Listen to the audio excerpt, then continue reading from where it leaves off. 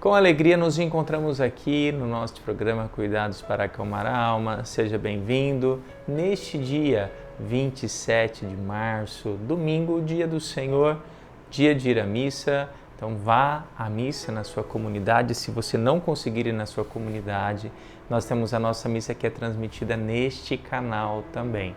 Muitas pessoas participam na comunidade, mas depois corre um pouquinho para assistir, para ouvir o Evangelho, a Palavra de Deus. Então fica o nosso convite também para que você possa nos acompanhar diretamente aqui de Barretos, da Capelania Hospital de Amor, tá bom? Então vamos nos voltar para a palavra de hoje. O Evangelho de hoje é de São Lucas capítulo 15, versículos de 1 a 3 e de 11 a 32. Naquele tempo, os publicanos e pecadores aproximavam-se de Jesus para o escutar. Os fariseus, porém, e os mestres da lei criticavam Jesus. Este homem acolhe os pecadores e faz refeição com eles. Então Jesus contou-lhes esta parábola. Um homem tinha 2 filhos. O filho mais novo disse ao pai: Pai, dá-me a parte da herança que me cabe. E o pai dividiu os bens entre eles. Poucos dias depois, o filho mais novo juntou o que era seu e partiu para um lugar distante. E ali esbanjou tudo numa vida desenfreada. Quando tinha gasto tudo o que possuía, houve uma grande fome naquela região e ele começou a passar necessidade. Então foi pedir trabalho a um homem do lugar que o mandou para seu campo cuidar dos porcos. O rapaz queria matar a fome com a comida que os porcos comiam, mas nem isso lhe davam. Então caiu em si e disse: Quantos empregados do meu pai têm pão com fartura, e eu aqui, morrendo de fome? Vou-me embora, vou voltar para meu pai e dizer-lhe: Pai, pequei contra Deus e contra ti. Já não mereço ser chamado teu filho? Trata-me como um dos teus empregados. Então ele partiu, voltou para seu pai. Quando ainda estava longe, seu pai o avistou e sentiu compaixão. Correu-lhe ao encontro, abraçou-o e cobriu-o de beijos. O filho então lhe disse: Pai, pequei contra Deus e contra ti, já não mereço ser chamado teu filho. Mas o pai disse aos empregados: Trazei depressa a melhor túnica para vestir meu filho, e colocai um anel no seu dedo e sandálias nos pés. Trazei um novilho gordo e matai-o. Vamos fazer um banquete, porque este meu filho estava morto e tornou a viver, estava perdido e foi encontrado. E começaram a festa. O filho mais velho estava no campo. Ao voltar já perto de casa, ouviu música e barulho de dança.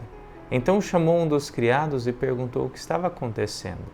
O criado respondeu: É teu irmão que voltou.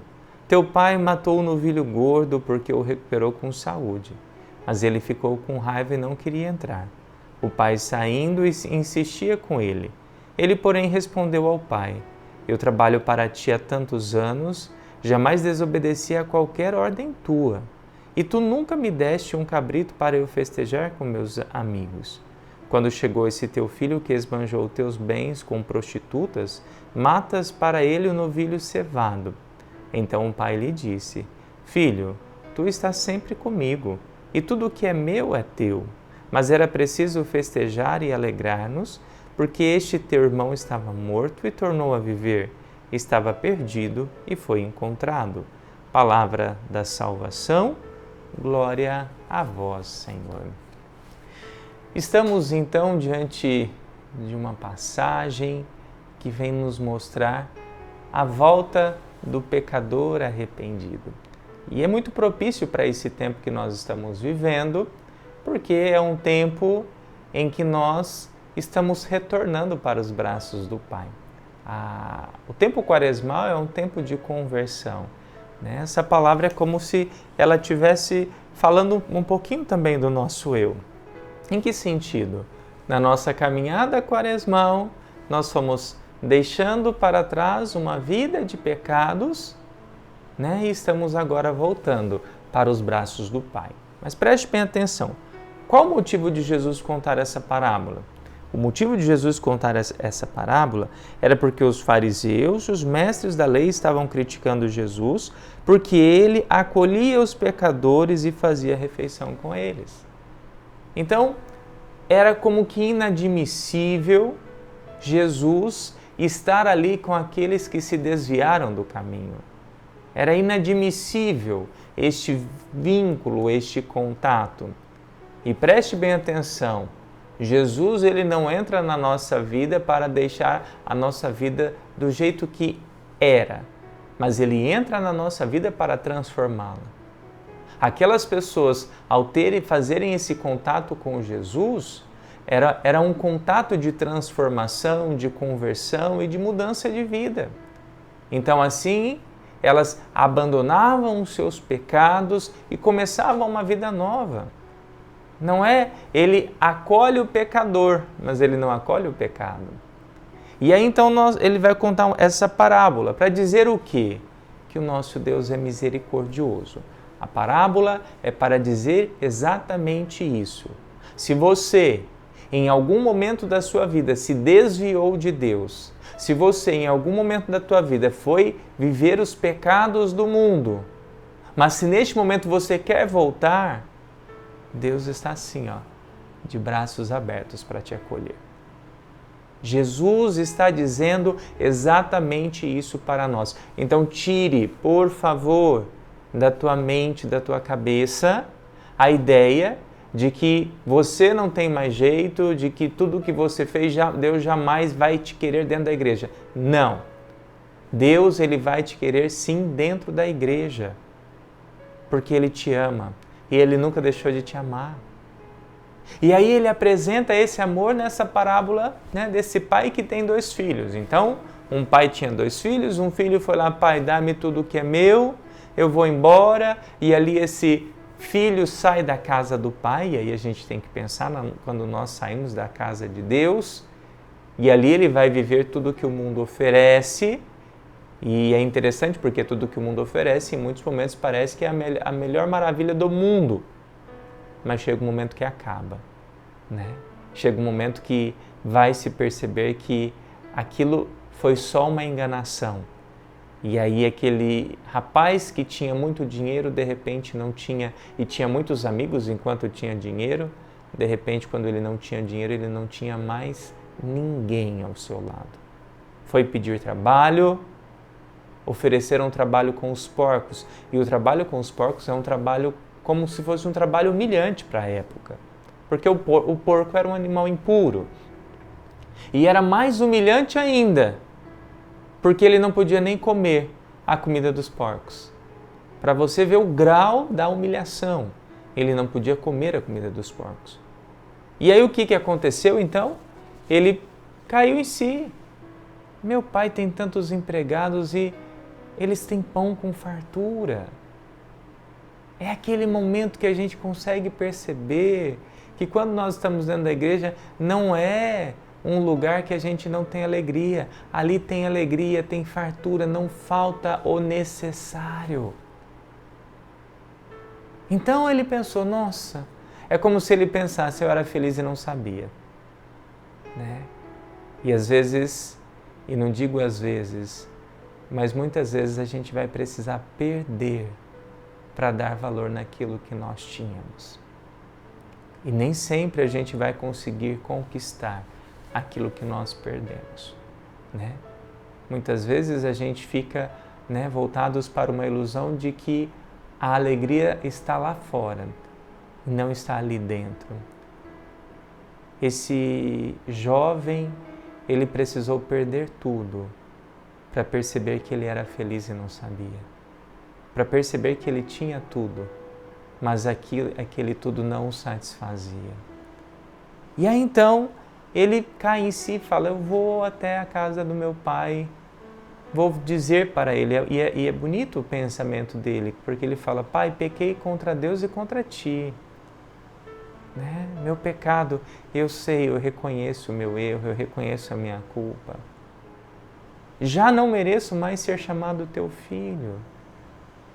Quantas e quantas vezes nós perdemos a dignidade de filhos de Deus, não merecemos ser chamados de filhos, né? Trata-me como um dos teus empregados, né?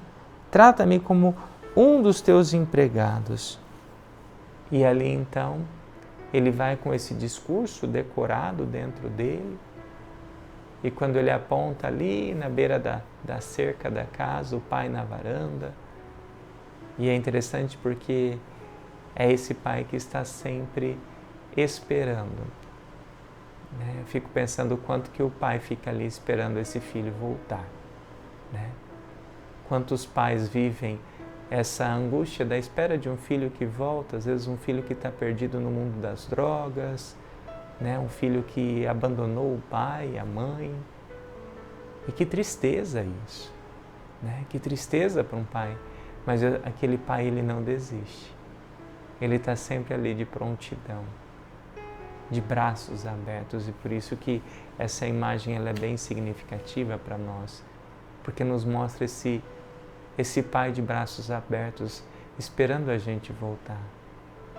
E ali quando ele volta, quando ele estava longe, seu pai o avistou e sentiu compaixão. Né? Sentiu compaixão. Né? Ele sentiu a dor de ver aquele filho naquele estado, maltrapilho, né? Com certeza raquítico, né? Porque não tinha alimento, sujo, né? Com um cheiro ruim, porque trabalhava com os porcos. Mas mesmo assim, mesmo diante de toda essa sujeira, o pai correu-lhe ao encontro, abraçou e cobriu de beijos. Né? É um amor que vence todo tipo de orgulho. Ele correu ao encontro, abraçou e encheu-lhe de beijos. É um amor que não tem nojo, né? É um amor que ama o todo da pessoa. E ali talvez aquele rapaz assustado, né? Ele ainda quer fazer o discurso dele. Pai, pequei contra Deus e contra ti, já não mereço ser chamado teu filho. Naquele instante o pai já, né, não dá atenção para aquilo que ele está falando e já fala, trazei depressa a melhor túnica para vestir o meu filho, coloque um anel no seu dedo, coloque sandálias nos seus pés, trazei um novilho gordo, matai-o, vamos fazer um banquete, porque este meu filho estava morto e tornou a viver, estava perdido e foi encontrado. A alegria de Deus quando um filho retorna para a casa do Pai. Nós deveríamos ter a mesma alegria. E quantas vezes nós estamos ali julgando? Mas preste atenção, a alegria de Deus é essa. Ele faz uma festa quando a gente se converte. Mas aí o que acontece? Tem o irmão mais velho desse, né, o outro filho. Quando ele volta, ele escuta o barulho de festa. E aí falam para ele que o pai estava dando uma festa para o filho que voltou. Ele não aceita. Ele não aceita. Ele não consegue perdoar aquele irmão. E assim muitas vezes, né, nós não conseguimos perdoar aquele que erra. Jesus está dizendo para esses fariseus, né, para esses mestres da lei, vocês não conseguem perdoar os pecadores. Mas Deus perdoa sempre. Deus perdoa sempre. Nós, como igreja, deveríamos também ter esse amor e esse cuidado de acolher todos aqueles que estão perdidos no pecado, porque Deus perdoa sempre. E ali o pai vai conversar com aquele filho e fala, filho, né, vamos para a festa. Ele, não, o senhor nunca me deu um novilho para eu festejar. Filho, o que é meu é teu. É nosso. Se você não usou porque não quis, mas é nosso. Mas era preciso fazer essa festa, por quê? Porque o teu irmão estava morto e tornou a viver, estava perdido e foi encontrado. Novamente fala isso. Né? Deus se alegra quando ali nós voltamos a viver em Cristo. Esta passagem é para a gente poder celebrar essa nossa volta, porque o tempo quaresmal é o tempo de voltar. Volta para os braços do Pai, volta para aquele que te ama e se alegra quando você vem ao encontro.